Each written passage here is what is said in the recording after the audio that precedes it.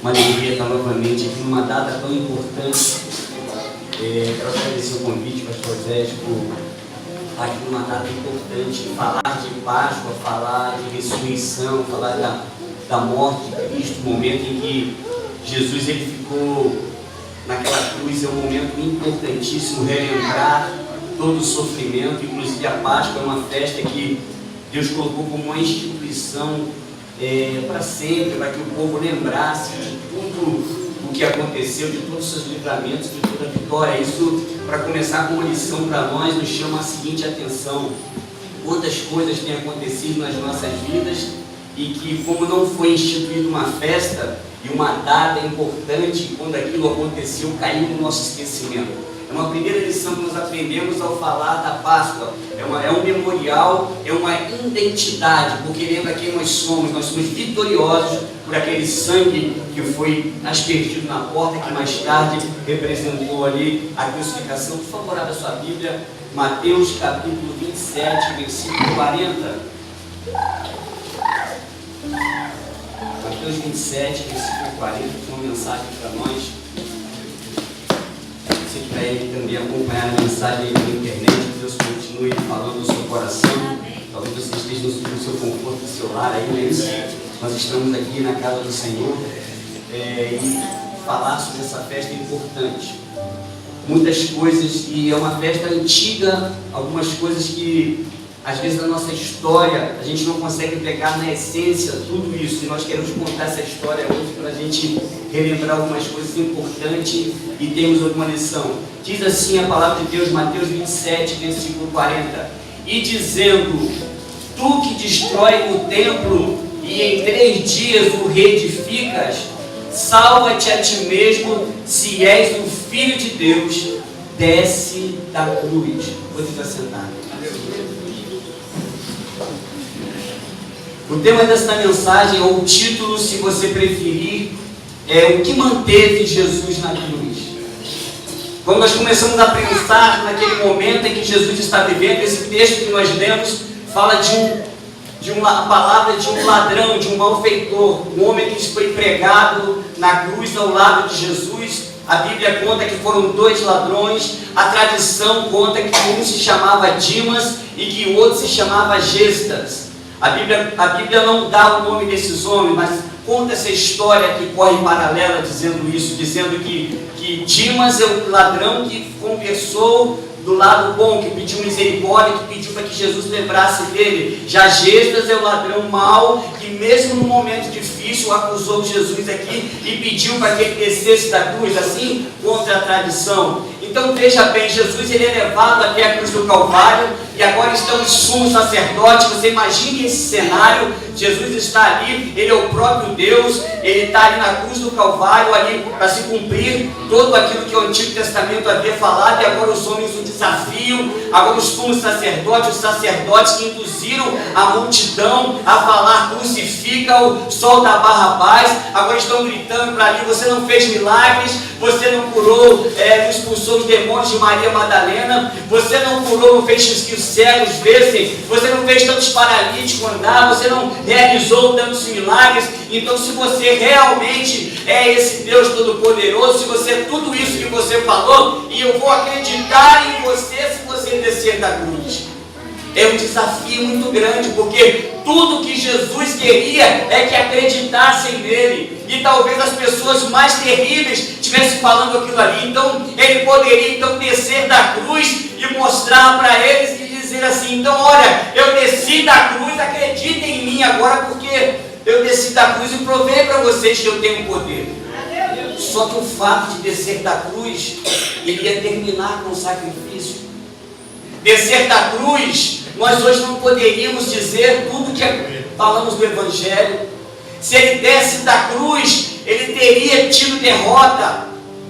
Parece que a gente começa a ouvir as palavras de Neemias, quando Neemias estava reedificando a cidade. Sanbalate, Tobias, Gesem chegaram perto dele e falaram: desce daí que a gente quer ter uma conversa contigo. E ele falou: eu não posso descer porque eu estou fazendo uma grande obra. Jesus estava fazendo uma grande obra e com o seu silêncio que Isaías falou, ele como ovelha muda foi levado ao matadouro e ele no seu silêncio ele estava dizendo: eu não vou descer porque estou fazendo uma grande obra. Louvado seja o nome do Senhor. Jesus segue na cruz, não atendendo aqueles homens. Mas o que manteve ele na cruz? Aqueles cravos eram enormes. Eram cravos que não são como esses nossos preguinhos hoje, que a gente pega nossas madeiras, que o pastor Zé trabalha aí fazendo a sua obra. Eram cravos enormes que prendiam, que eram capazes de lacerar uma carne e prender uma carne, um braço, uma mão à cruz do Calvário. Era uma prática que os romanos e alguns povos antigos tinham de colocar o terror. A mensagem da cruz do Calvário, ela não simplesmente era de matar, ela tinha uma mensagem terrível. Dizia assim: se vocês ousarem me desafiar, se vocês ousarem se levantar contra nós, é isso que vai acontecer a vocês.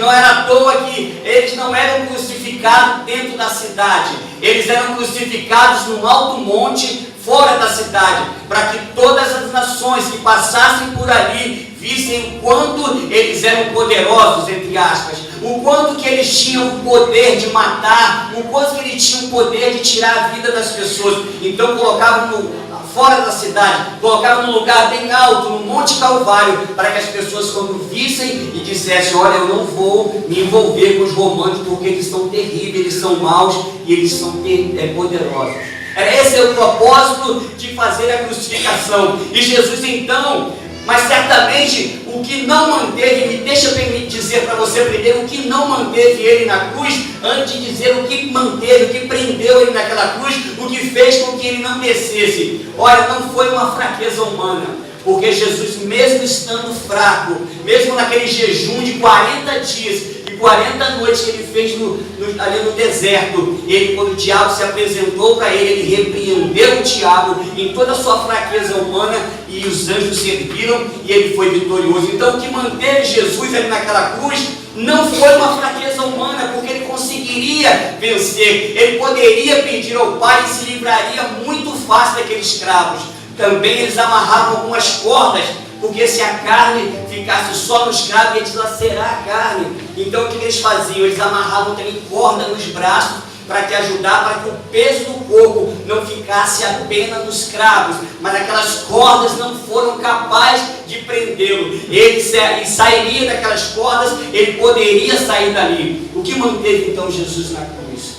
O que manteve Jesus na cruz também não foi uma falta por ele estar sozinho naquele momento, porque ele poderia orar ao Pai, e ele chega a dizer isso para Pedro, quando fala na hora da prisão, ele fala: eu não poderia pedir ao meu Pai mais de 12 legiões de anjos, e ele me livraria daqui. Se ele pede ao Pai, ele seria liberto, e 12 legiões de anjos são 6.000 anjos aproximadamente. É só você multiplicar isso aí, 12 mil por 6, você vai ver a quantidade do poder. Israel toda seria destruída, porque um anjo em uma noite destruiu 185 mil soldados assírios. Você imagina isso aí, se tu pegar 185 e multiplicar por 6.000 e depois multiplicar por uma legião, é muita coisa que seria. Então, mas Jesus não desceu da cruz e não foi por causa dessas coisas. Então o que manteve ele na cruz? O que fez com que ele não descesse? Em primeiro lugar, eu quero dizer que foram os nossos pecados. Estava na memória de Jesus tudo o que aconteceu. Desde o Éden, tudo o que aconteceu. O homem que estava cheio da glória de Deus. Imagine que o homem ele não se sentia nu, a mulher não se sentia nu, não via essa necessidade. Quando o homem peca, a Bíblia diz que ele é destituído da glória de Deus. O que é destituído? Destituir é tirar.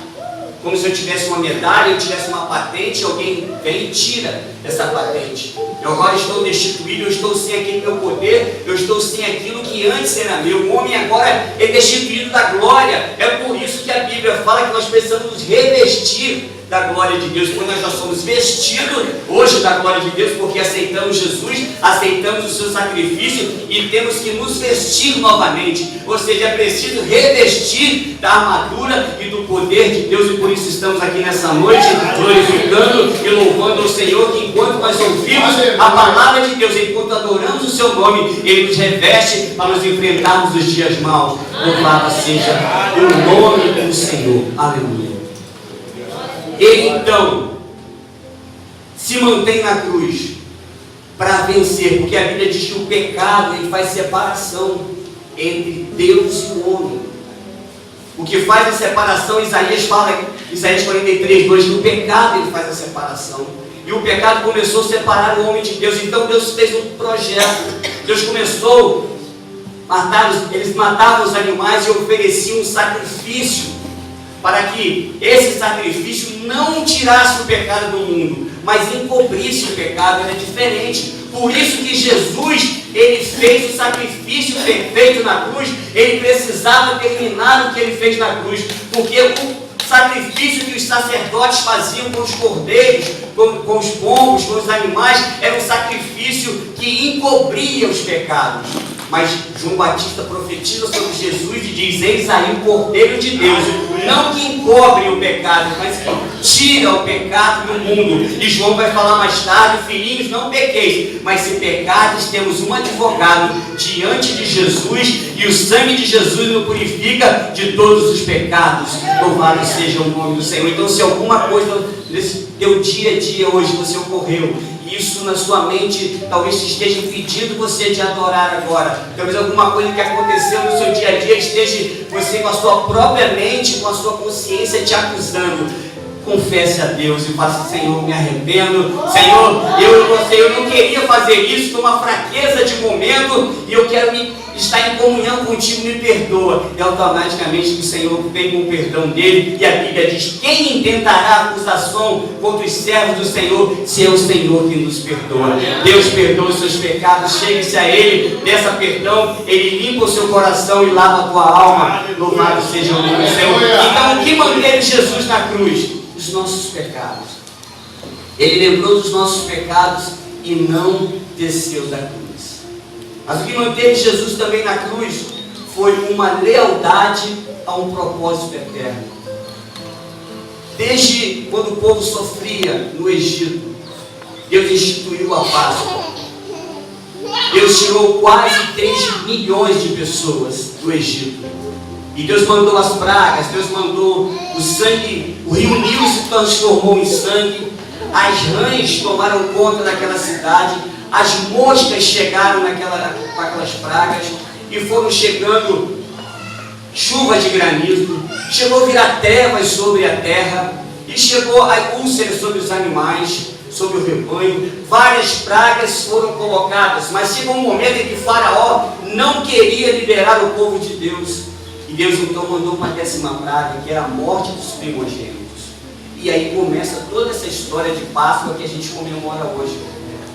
Talvez muitos tenham o comportamento de entender só o lado comercial. Olha, é Páscoa, é feriadão, vamos nos reunir, vamos nos divertir, não é isso? Vamos confraternizar, vamos trocar bombons, e outros têm até outros costumes, não é isso? Ovos de Páscoa, mas o principal mesmo é o fundamento que foi falado aqui.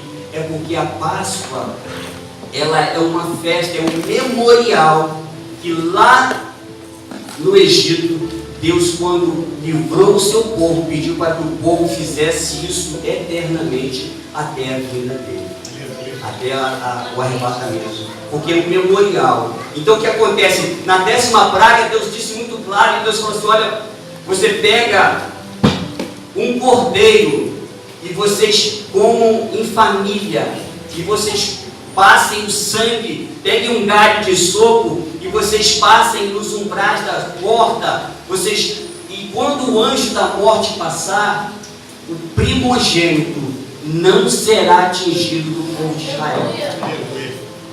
Entenda isso. Quando começou essa simbologia, é muito forte. Isso que aconteceu já estava representando o que iria acontecer mais tarde lá no Calvário.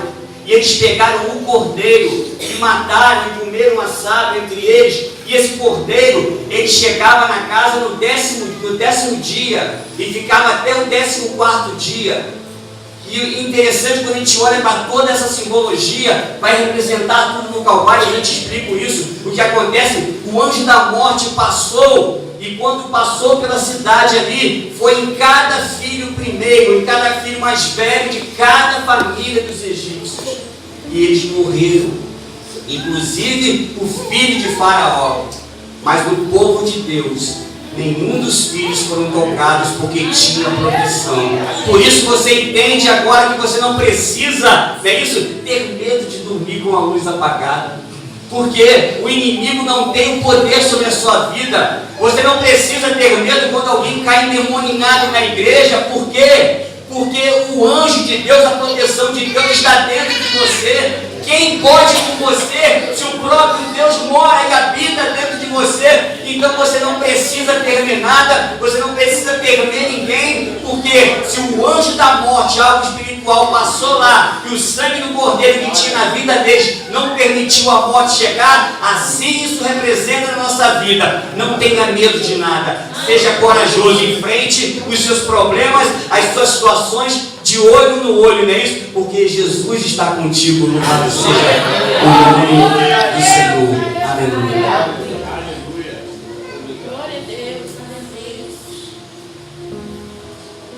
O que manteve ele na cruz?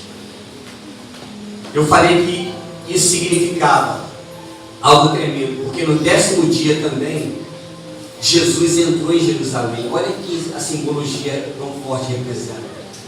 Evangelista Isaías. No 10º dia, Jesus entrou em Jerusalém representando essa festa. Essa festa, ela anunciava tudo o que iria acontecer. Não foi uma festa simplesmente porque Deus queria fazer. Não, ela era profética. Já estava dizendo tudo o que ia acontecer. No 10º dia, assim como o cordeiro, você vai encontrar isso em Levítico 23 de uma forma bem explicada e também em Êxodo. Vai bem explicado em Êxodo 12 isso. Êxodo 12 e Levítico 23, se você quiser se aprofundar mais sobre essa história. E o que acontece ali? Quando ele entra no 10º dia em Jerusalém, ele estava convivendo com a sua família, assim como o cordeiro. O cordeiro no 10º dia convivia com as famílias de Israel lá no Egito, o cordeiro pequenininho, até no 14º dia ele ser imolado e ser passado sangue nos umbrais da porta. Jesus também foi feito assim com ele. No 10º dia, ele como cordeiro de Deus, que João Batista falou, eis aí o cordeiro de Deus que tira o pecado do mundo. A maior apresentação da história, a maior apresentação não é dos cantores, a maior apresentação não é desses famosos que estão na TV, no YouTube, em outros lugares. A maior apresentação foi feita por João Batista no mundo, como diz, eis aí o Cordeiro de Deus que tira o pecado do mundo. E quando o próprio Deus falou, este é o meu Filho amado em quem me comprazo, louvado seja o nome do Senhor. Ele entra em Jerusalém e agora vai ser avaliado, porque a família olhava, esse cordeiro não está todo branquinho, esse cordeiro não tem perna quebrada, esse cordeiro é perfeito, pode ser passado o sangue nos umbrais da porta e pode ser sacrificado. Jesus, quando entra em Jerusalém, ele também vai ser avaliado pela sua família. Nicodemo chega perto dele e fala, Rabi, bem sabemos que és mestre, vindo da parte de Deus, porque ninguém pode fazer os sinais que tu fazes se Deus não for com ele. Até Pilatos avaliou e disse, eu não vejo crime algum nesse homem. Quando a samaritana chegou para perto dele e disse, eu vejo que tu é profeta em Israel, quando ele revelou a vida dela. Vários homens, até um endemoniado falou, que tenho eu contigo, Jesus, Filho do Deus Altíssimo. Jesus começou a olhar, o que as pessoas estão dizendo de mim? Foi a avaliação que eles estão falando. Uns estão dizendo que você é Jeremias, outros que é João Batista, outros que é Elias. E vocês, o que vocês avaliam? O que vocês dizem que eu sou? E Pedro toma a palavra e diz, tu é o Cristo, o Filho de Deus vivo.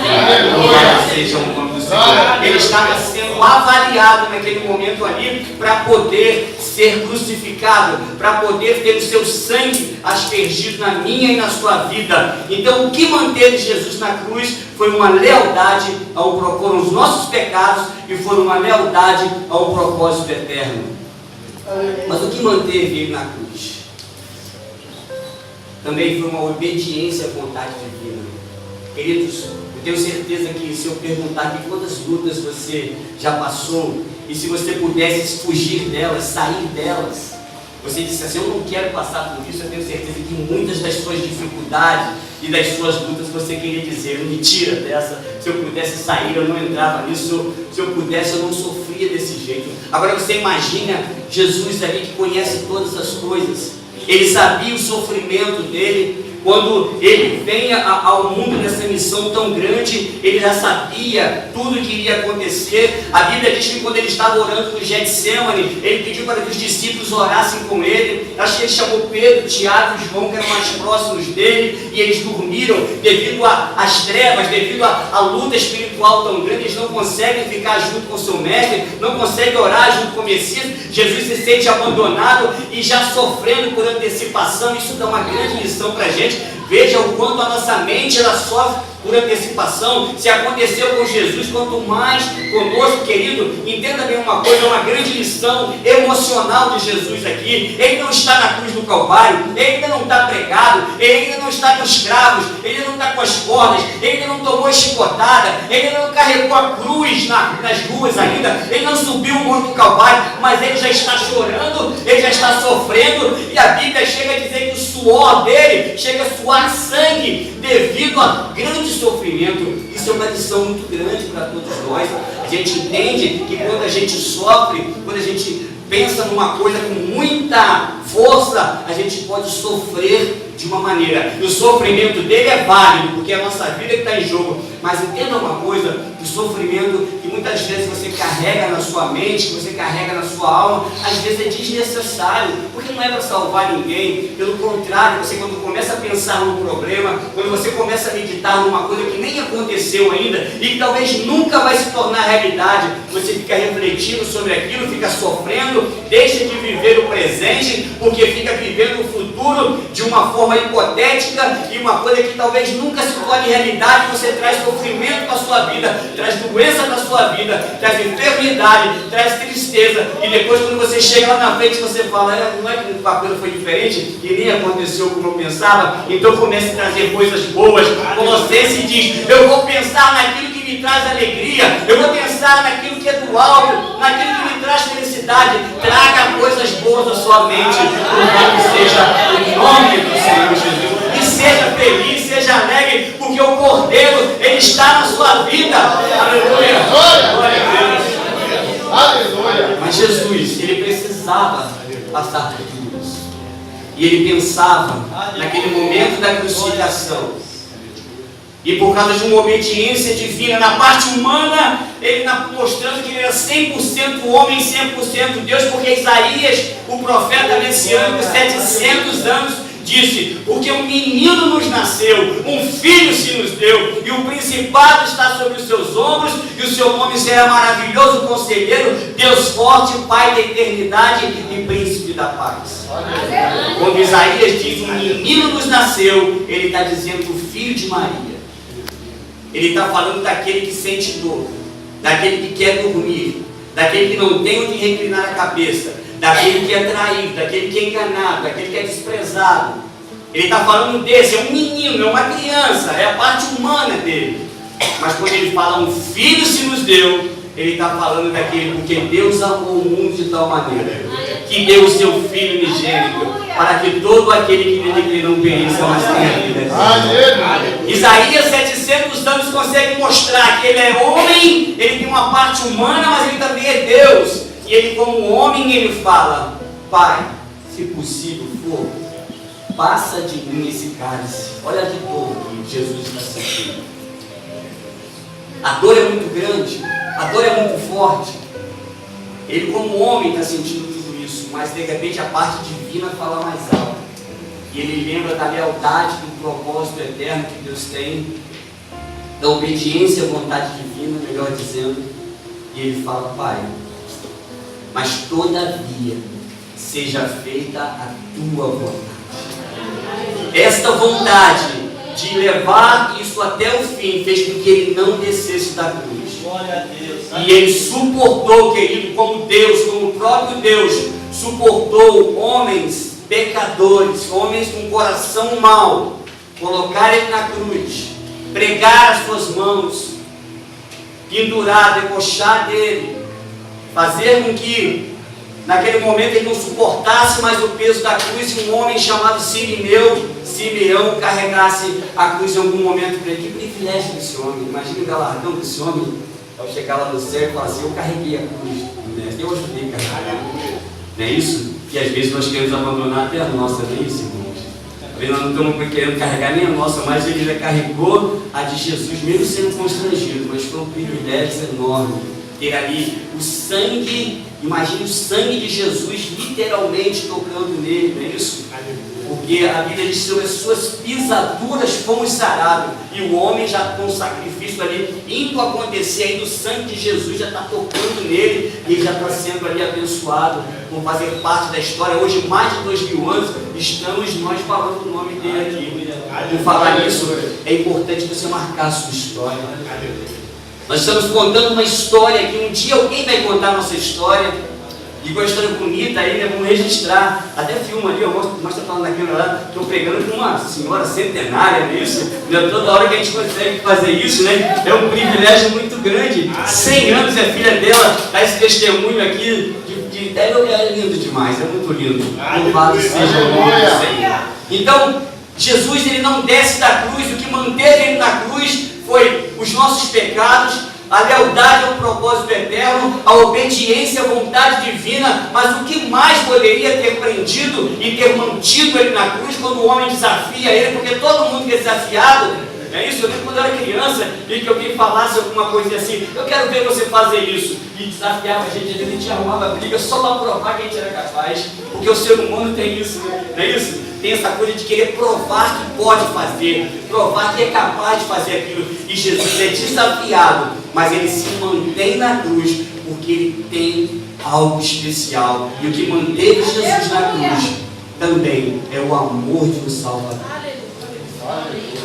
Quando ele estava na cruz e que alguém o desafiava a descer e que humilhavam ele, dizendo que então ele não era tudo que pregou, porque ele fez tantos milagres, salvou tanta gente, ajudou tanta gente, e agora não é capaz de tirar pregos das mãos, não é capaz de tirar cravos das mãos, cordas dos seus braços. Então esse homem não é tão poderoso assim, e ele veio para mostrar que era poderoso, mas o poder que ele queria mostrar era lá na cruz, levando até o final. E ele lembrava de mim, ele lembrava de você. Porque o que seria de nós se ele não cumprisse o sacrifício até o final? O que seria se Jesus ele não leva, não sofre tudo isso, ele não vai até o final com o seu sacrifício? O que seria da missão de Deus? O que seria do cristianismo? O que seria? Certamente não estaríamos hoje pregando assim, essa história tão linda do sacrifício de Jesus. Mas o amor do Salvador, um amor que foi demonstrado quando carregaram uma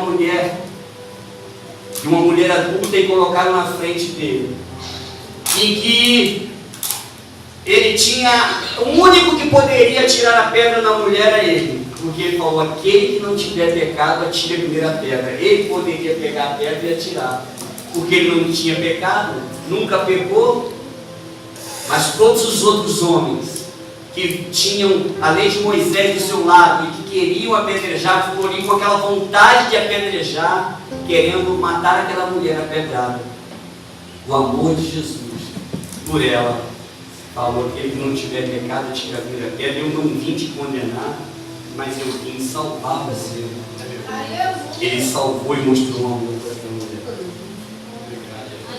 O amor de um Salvador que, quando descer um homem pelo telhado, ele olhou para aquele homem e não olhou simplesmente a sua parte física, como é o mundo de hoje, que só olha as pessoas estereótipo, só olha pelo lado de fora, só querem saber o que as pessoas têm, se elas têm uma roupa bonita, se elas têm um carro, se elas têm uma casa bonita, então essas pessoas têm valor. Jesus, quando olha aquele homem descendo, ele olha o interior do homem e diz: perdoados estão os teus pecados. E todo mundo olhava achando que ele ia curar o homem à primeira vista, mas ele olhou primeiro o interior. Depois ele falou: para vocês saberem que o Filho do Homem tem poder, então levanta e anda. E ele curou o exterior.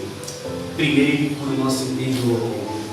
E talvez você chegou aqui hoje com alguma coisa no seu coração te incomodando. Saiba que a palavra de Deus é poderosa para te curar.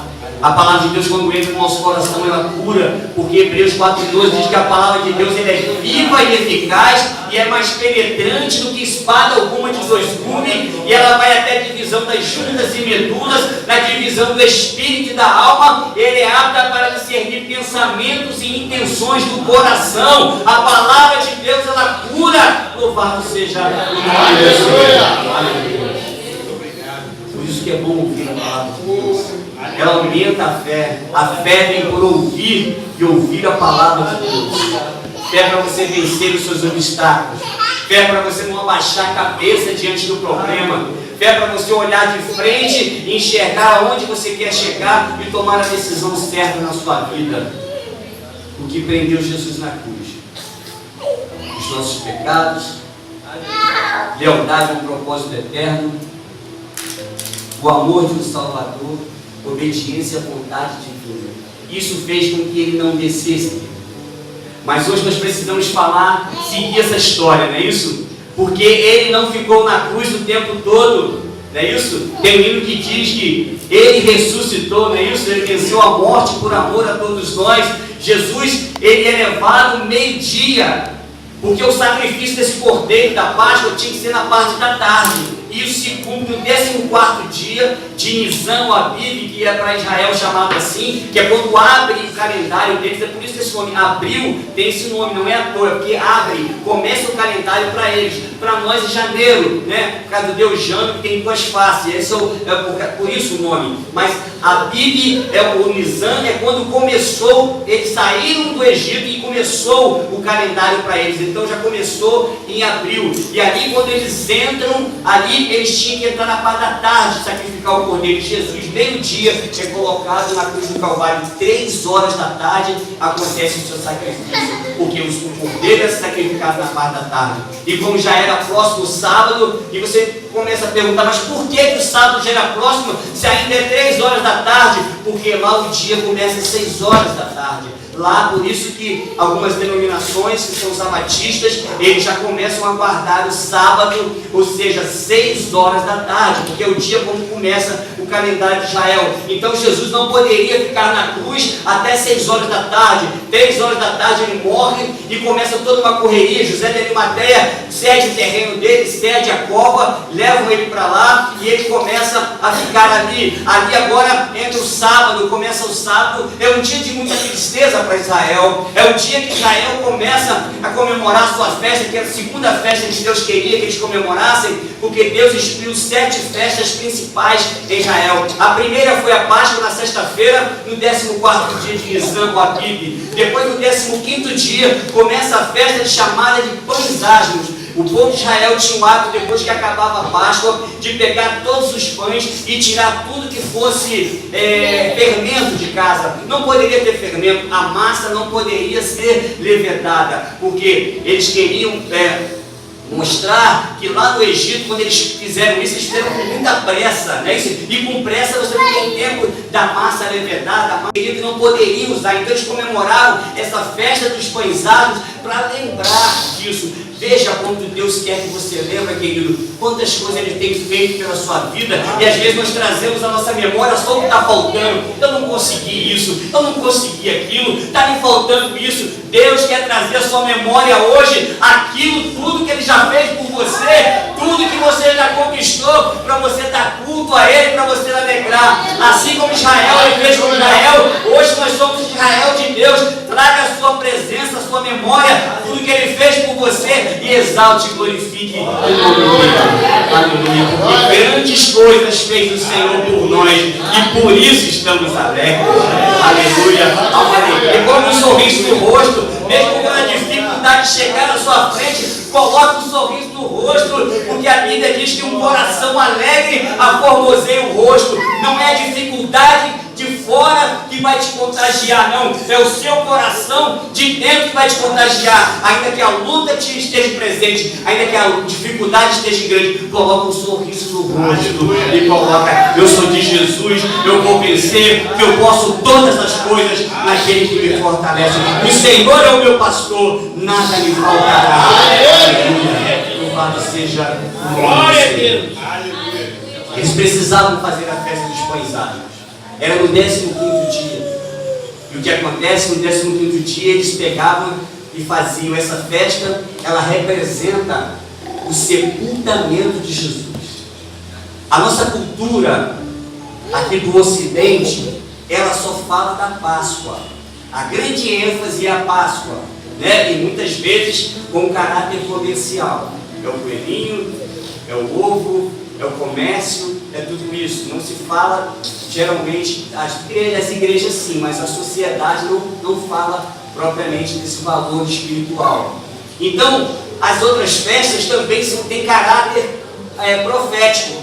E a festa de pães asmos, como Jesus chegou a falar, cuidado com os fermentos dos fariseus. Então o fermento dos fariseus significa o pecado dos fariseus, o erro deles. Então, quando Jesus fala para instituir a festa dos pães asmos, que era no sábado, ele está dizendo assim, representando o sepultamento dele, porque ele sem pecado, sem fermento, sem nada disso, ele foi levado ao forno. Ele é o pão vivo, e ele mesmo falou assim: eu sou o pão vivo que desceu do céu. Ele diz, ele chega a questionar e fala assim: vocês ganharam o maná no deserto, mas eu sou o pão vivo. Ele chega a se comparar. Então Jesus, essa festa de pães asmos, está dizendo: olha, no 15º dia, ele vai para o forno. Essa festa está representando isso, essa segunda festa. E depois que eles faziam isso, no domingo, eles comemoravam uma festa das primícias, que era no 16º dia. E essa festa de primícia é essa festa que significa a ressurreição de Jesus.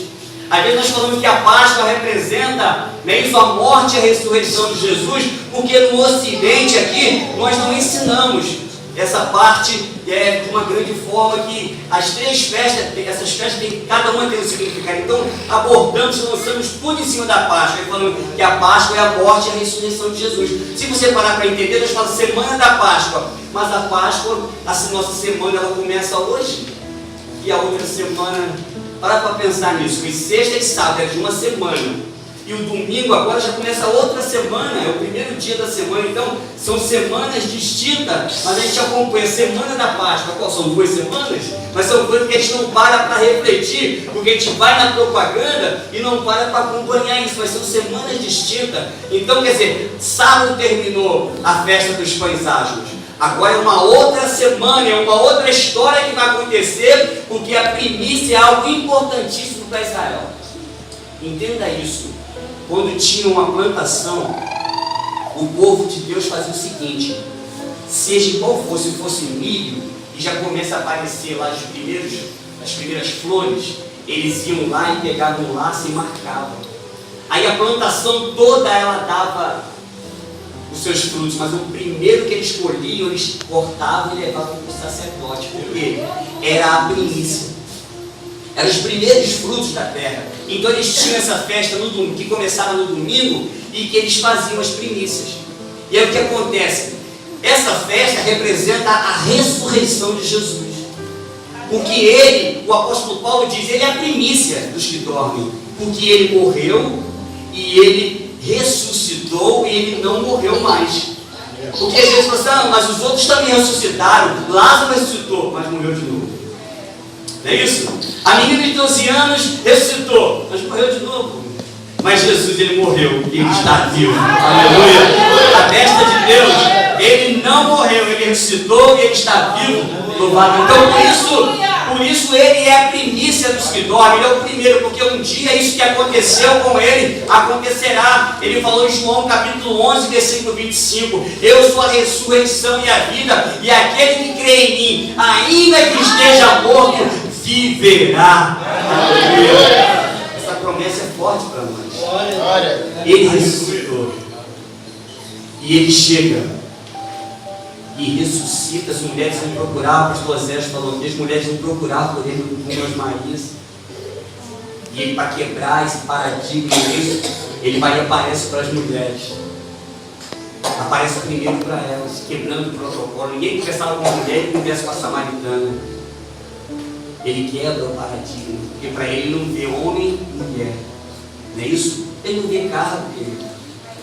É claro que é necessário os pastores estão aqui, os presbíteros, que estarem agindo na igreja, porque alguém precisa tomar frente, alguém precisa pregar. Não é isso? Então, mas para Deus, tanto é com relação à recompensa e galardão, vai ser uma surpresa muito grande do céu, né, pastor Zé? Imagine aí que às vezes uma pessoa que nunca veio aqui à frente pode ter mais galardão que a gente. Interessante, porque enquanto a gente está pregando aqui, ela está orando. Deus, Senhor, fala com a tua igreja. Aí orou, aí jejuou hoje aqui amanhã todo dia. Deus usa o pregador lá, Deus usa o pastor naquela reunião, usa A e B e C. Depois a gente ganha alma, alguém vem aqui à frente e a gente não sabe que teve uma participação de alguém que nunca veio aqui à frente e ele tem uma oportunidade. Será um dia de grande surpresa, naquele grande dia dos galardões. Então, Deus, naquele momento ali, Jesus, ele está representando a primícia. Quando Jesus, elas chegam lá em Jesus, o anjo diz assim: o que vocês estão procurando aqui entre os mortos, aquele que vive? Ele ressuscitou, ele está vivo. E a mulher, então Jesus aparece para a mulher e a mulher quer tocá-lo. E ele fala: não me toque. Porque Jesus nunca recusou que alguém tocasse ele. Nunca. Todo mundo que chegou a ele, a mulher, mesmo sem pedir autorização, tocou na hora dos seus vestidos e ficou curada. Então tocar nele está tudo certo. Ele sempre gostou que as pessoas adorassem, abraçassem ele e procurassem estar junto dele. Mas nesse momento ele diz: não me toque. Por quê? Ele diz o porquê. Porque eu ainda não fui ter com meu pai. Ele estava dizendo assim: eu sou primícia. Eu sou primícia, o primeiro que tem que ter contato comigo é o sacerdote, é o próprio Deus. Ele está dizendo, então quando não tocam nele, ele vai e vai em encontro do Pai, porque ele vai ficar 40 dias na terra após a sua ressurreição. E o que acontece quando ele aparece numa segunda reunião, por isso não é bom faltar culto. Talvez Tomé estivesse muito triste, com muita dificuldade no primeiro culto, ele aparece no meio dos discípulos e Tomé não está presente. Quando Tomé chega, ele fala: Tomé, nós tivemos, Jesus esteve aqui conosco e comeu com a gente tudo. E Tomé fala assim: não acredito não. Isso não pode ser verdade. Eu só vou acreditar se eu tocar nas suas mãos, nos seus onde foi ferido com escravos e do seu lado onde foi transpassado. Só assim que eu vou acreditar. E um dia ele estava no culto, Jesus deve ter deixado o dia certo, assim: Tomé está lá, agora eu vou. E chegou e: paz seja convosco. Imagine, querido, tantas perseguições, tantas lutas, e Jesus chega: paz seja convosco. Os soldados romanos querendo matá-los, o pessoal querendo perseguir e fazer tudo que tinha feito com Jesus, e Jesus chega na casa, entra sem abrir porta, porque é um corpo glorificado, né? Isso entra e paz seja convosco. E Tomé então começa a olhar, se emociona e vai lá. Aí agora Jesus, que não poderia ser tocado, que não queria ser tocado, toma a iniciativa e fala: toca aqui, Tomé, pode tocar aqui onde tem os escravos, toca aqui do meu lado. E ele dobra o seu joelho e fala: Senhor meu e Deus meu. E ele acredita. E Jesus então manda uma mensagem para todos nós que estamos aqui. Ele fala: bem-aventurado aqueles que não viram e creram. Então você é bem-aventurado por esta fé, porque você tem uma fé que vê o invisível, uma fé que crê no incrível, uma fé que é capaz de alcançar o impossível. Então cada dia continue buscando mais essa fé para você vencer seus obstáculos, para você vencer sua luta, porque Deus é capaz de te dar fé, porque a Bíblia diz que a fé é um dom de Deus. Jesus é capaz de te dar fé, porque a Bíblia diz que Ele é o autor e consumador da fé. O Espírito Santo pode te dar fé, porque a Bíblia diz que é o fruto do Espírito de Deus em Gálatas 5:22. E a palavra de Deus pode te dar fé, porque ela vem por ouvir e ouvir a palavra de Deus. Busque fé e seja uma pessoa vitoriosa e vitoriosa. Aleluia. A festa das primícias ela surge. E Jesus então cumpre essa festa. Ele já tinha cumprido a festa da Páscoa morrendo. Ele já tinha cumprido a festa de pães asmos sendo sepultado. Agora ele cumpre a festa de primícia ressurgindo, ressuscitando. E agora ele vai cumprir uma outra festa maravilhosa, que é a quarta festa. Ele fica 40 dias no meio do povo. E muitas pessoas veem ele. As mulheres, os discípulos, os pescadores, os camponeses. A Bíblia diz que só numa vez que ele foi na praia, mais de 500 pessoas viu ele. Várias pessoas viram Jesus nesses 40 dias. E ele fica 40 dias contando com outros dias que ele foi até o céu e ascendeu. E o espaço, Jesus diz para eles: olha, vocês fiquem em Jerusalém, até que do alto vocês sejam revestidos de poder. Seria estranho Jesus mandar, e o Evangelho tem umas coisas diferentes. O último lugar que era para eles ficarem seria Jerusalém. Porque é onde Jesus foi crucificado, onde se concentrava o exército de Roma, onde havia todo aquele poderio deles ali. Então poderiam mandar ir para Galiléia, poderiam mandar para Samaria, poderiam se mandar esconder em outros lugares, até porque ali era o foco do poder romano. Mas Jesus fala: fiquem em Jerusalém, até que do alto vocês vão se revestindo de poder. Aleluia. Talvez você esteja pensando: fico assim ou não fico? Sabe qual é o melhor lugar para você ficar? Dentro da vontade de Deus. É o melhor lugar para você ficar. Pare para pensar e entenda onde é que Deus quer que você fique. E o melhor lugar para você ficar, ainda que seja mais difícil, ainda que seja doloroso, ainda que você corra alguns riscos, mas o lugar melhor para você ficar é na vontade de Deus. E eles ficam. E a festa, a quarta festa, é chamada da festa de Pentecostes. Nós somos chamados de pentecostais, porque acreditamos nos dons espirituais nas línguas. E essa palavra Pentecoste vem de 50, porque pode ver que enquanto o Brasil é 5 vezes campeão, vem da raiz de pentacampeão, não é isso? 5 livros da Bíblia, Pentateuco, tem tudo a ver. Então, o Pentecoste quer dizer que 50 dias, e eles tinham, entenda isso, que isso não aconteceu no Novo Testamento, só porque é uma história que aconteceu, não é alguma coisa lá de trás que já tinha sido instituído. Entenda isso, que está se cumprindo as festas uma atrás da outra, e agora depois das primícias é contado 50 dias, e de domingo até sábado dá 7 dias, 7 vezes 7 dá 49, e depois do próximo dia depois do sábado é o domingo, e aí coincide não, melhor dizendo, dá 50 dias certinho, porque está se cumprindo o Pentecoste. E eles estavam reunidos 120 pessoas no mesmo lugar como Jesus havia falado.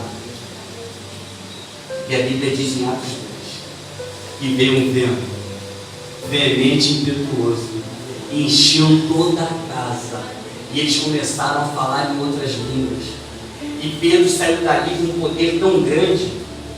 Eu imagino que ele não viu soldado na frente dele. Eu imagino que ele não quis saber se iam cortar a cabeça dele, o que iriam fazer, se fizeram com o João Batista, se crucificaram Jesus. Ele não queria saber, ele queria pregar. E só nessa pregação de tanta ousadia e de tanto poder de Deus na vida daquele homem, quase 3.000 almas se converteram. E o Evangelho começou a crescer de uma maneira tremenda, por mais que matassem. E você sabe que mais tarde todos os discípulos, exceto João Evangelista, foram mortos, ficaram como mártires. Mas a igreja chegou até nós hoje. A igreja chegou até hoje porque Jesus, ele ressuscitou e saiu do túmulo e hoje vive. A Bíblia diz que onde estiver 2 ou 3 reunidos no seu nome, ele diz: aí eu estou no meio deles. Para que você, qual o propósito disso tudo? Para que hoje, assim como a igreja cresceu, assim como essa promessa tão grande, religião nenhuma, querido, os seus líderes ressuscitaram. Existem histórias muito bonitas de vários líderes. Nós poderíamos lembrar aqui do Siddhartha Gautama, que é o chamado de iluminado, que é o líder, é o primeiro líder do budismo. A história dele é muito bonita, porque ele saiu do palácio e quis viver no meio da pobreza, mas ele não ressuscitou. A Bíblia fala também sobre, a história fala sobre Maomé, mas ele não ressuscitou. Então nós podemos falar em inúmeras religiões aqui, em que seus líderes, quando se os seus adeptos fossem procurar por ele, ia falar: ele está aqui, os seus ossos estão aqui. Mas o nosso não. Quando foram procurar por ele, disseram: ele não está aqui, porque ele ressuscitou. Louvado seja o nome do Senhor. E o fato dele ter ressuscitado nos dá a alegria de saber que também um dia, querido, nós vamos estar assim desse jeito, esse corpo transformado também. Porque a nossa vida cristã não é somente nessa terra. E tem algo muito grande para nós. E por mais que nós possamos nos maravilhar com tudo que Deus mostra para a gente se maravilha de imaginar o céu com ruas de ouro, tudo isso, esse poder, essa alegria que o Espírito Santo nos dá. Aí quando a gente começa a ficar muito alegre, a gente ouve o seguinte, que aquilo que tem preparado para nós, o ouvido nunca ouviu, os olhos nunca viu e nunca chegou ao coração. Então é muito grande a promessa que Deus tem na sua vida. Então permaneça firme, querido, permaneça de pé. A Bíblia diz que quem está de pé, cuide que não caia, porque as promessas de Deus, assim como diz em Mateus 24:35, o céu e a terra passarão, mas a minha palavra não hão de passar. Então aquilo que Deus prometeu, ele cumpre. Veio de uma festa dessa, lá antiga, ele veio cumprindo literalmente cada festa. A festa da Páscoa, a festa de pães ázimos, as festas das primícias e as festas de Pentecostes. Existem 3 ainda que vão se cumprir, não é isso? Que é das trombetas, o dia da expiação e o tabernáculo, não é se cumprir, e ele vai cumprir com a sua palavra. Então entenda, tenha no coração a palavra de Deus, as promessas que Deus fez para a sua família, para a sua vida. Persevere, não desista, porque Deus vai te abençoar. Deus continue abençoando a sua vida, abençoe a sua vida.